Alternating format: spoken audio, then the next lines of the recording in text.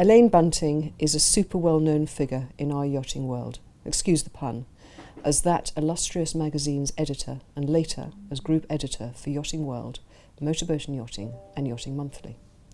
This year we asked her to write for us about the ups and downs of being a marine journalist, the good, the bad, and frankly, the quite ugly.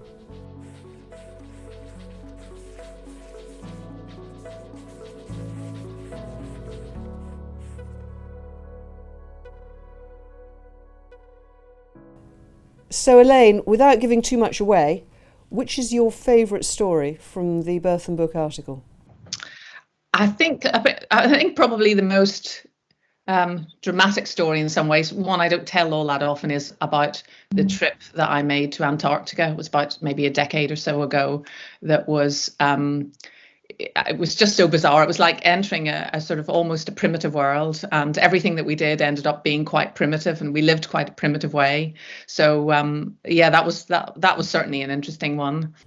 What were you sailing on? What was the boat? It was part of a mission that was headed up by an explorer called Robert Swan, and it was called 2041. Oh, this was a challenge boat.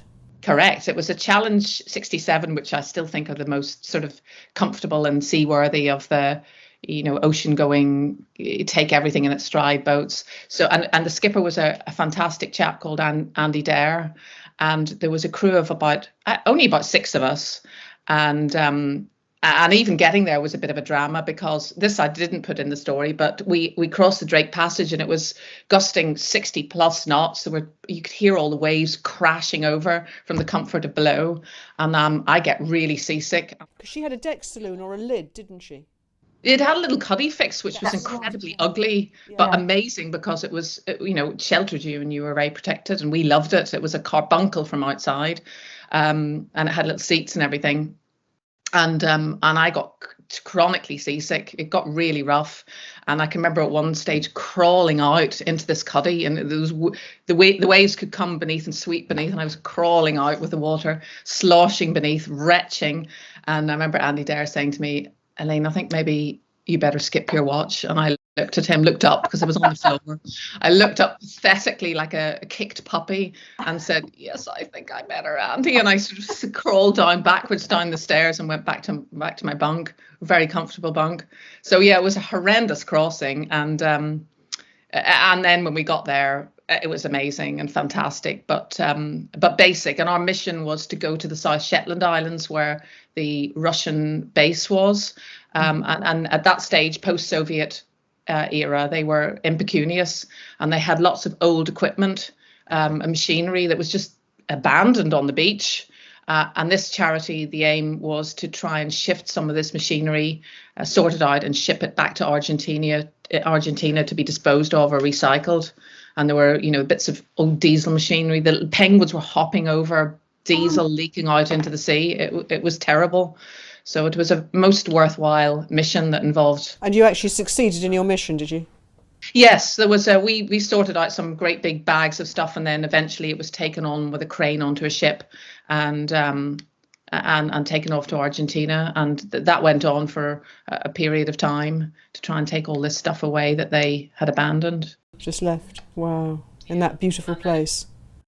It was interesting, because there are several bases alongside each other on these islands, and the Chilean base was next door, and they could live they could bring their families for the winter. The Russians were all men, so they were all, I don't know what sort of scientific stuff they were doing, but they were also brewing a sort of like potato poutine in the evening. So they were drunk every evening, whereas the Chileans had their wives and their kids, and they had sports halls, and they played badminton, and they had a very healthy, wholesome lifestyle, while the Russians had all these girly calendars up and were getting pissed.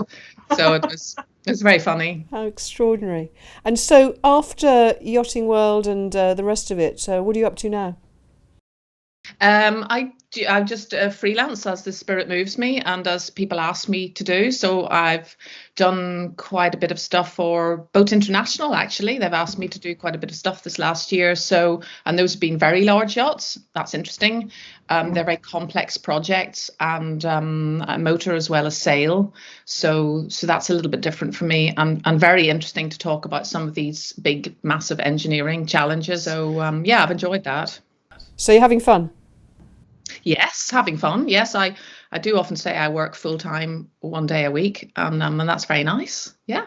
Perfect. That's great. So for more about this rattling good article, you'll have to find it in the Berthon book of 2021-22.